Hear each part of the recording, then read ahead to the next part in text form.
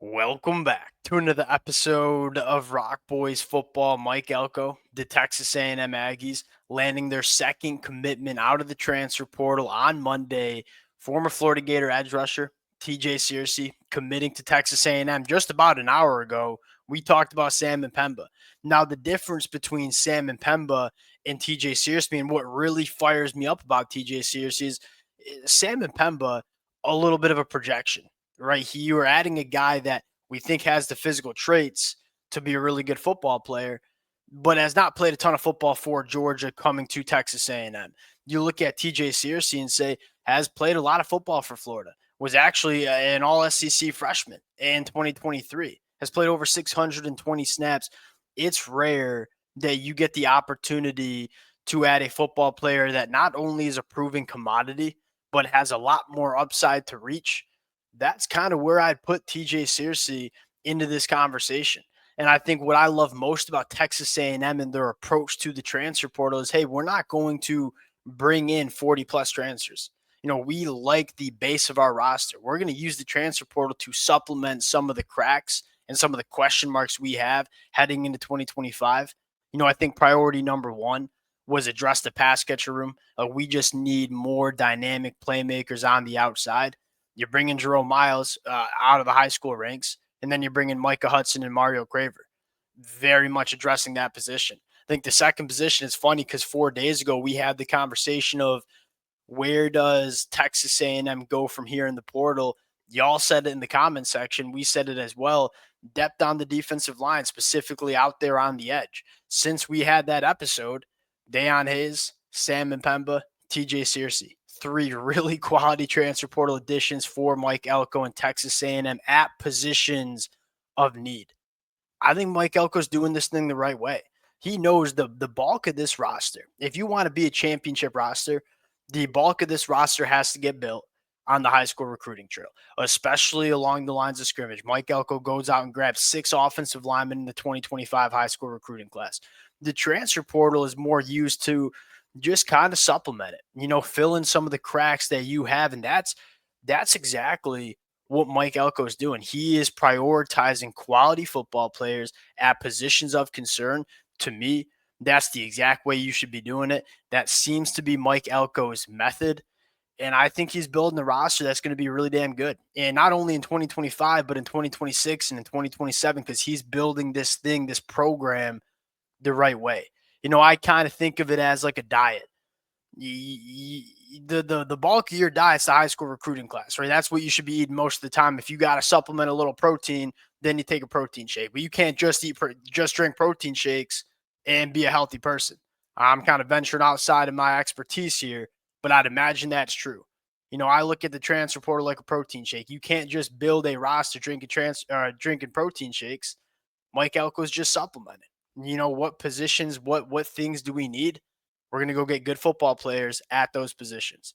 Want to get a little bit more in to TJ Searcy, talk about what this defensive line is going to look like in 2025. Talk about a few other positions that I think Texas A&M can go out and address. Now, before we get into it, as always, to the Texas A&M fans, it's been a blast. We've been talking a lot about this program the last couple of days, and the amount of support y'all continue to show to the boys has been amazing.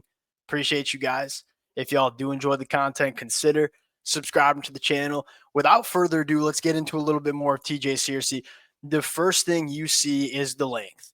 This kid, he's a smooth mover for that length, too. A lot of times when you're dealing with 6'5 plus edge rushers, they're a little bit gonky. They're not as smooth of movers.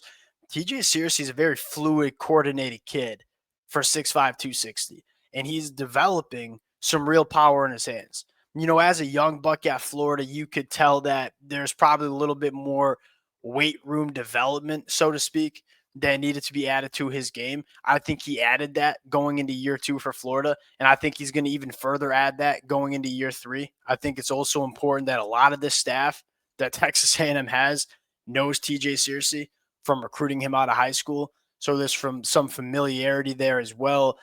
They wouldn't bring in a guy like TJ Searcy if they didn't think he could play.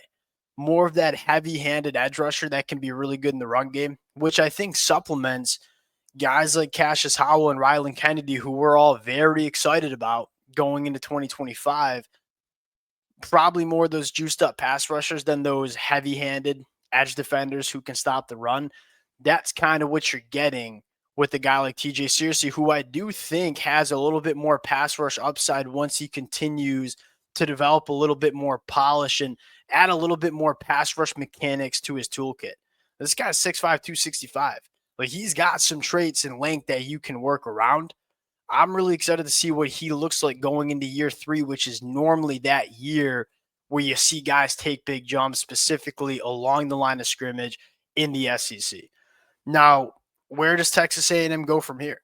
You address the pass catchers, you address the edge rushers, probably on the inside of the defensive line. It is probably that last position group where you look at the depth and say we probably need a little bit more. And maybe because Texas A&M, that lack of aggression, maybe they're saying, hey, we believe in a guy like DJ Hicks going into year 3. We think DJ Sanders can come in as a true freshman, play a lot of football.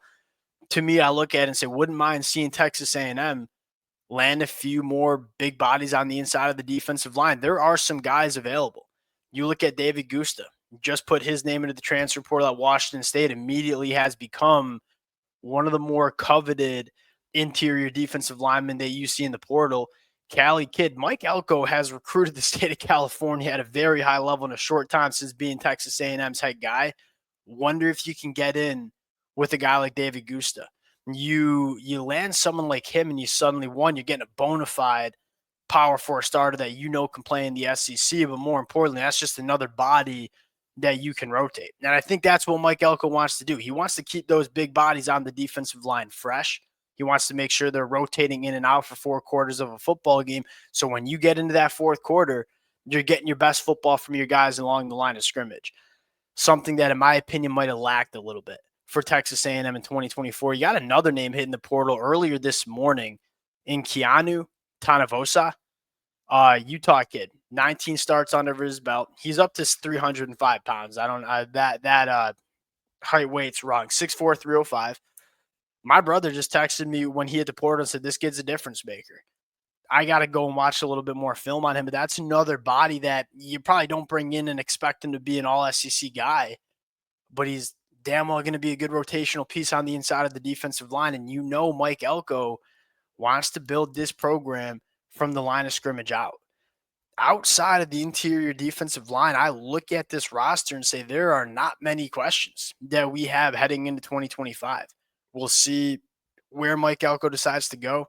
We'll close it out there. Appreciate you guys rocking with it. If y'all do enjoy the content, consider subscribing to the channel. We'll continue to break down these commitments as they come in, and we'll talk to y'all later. Peace.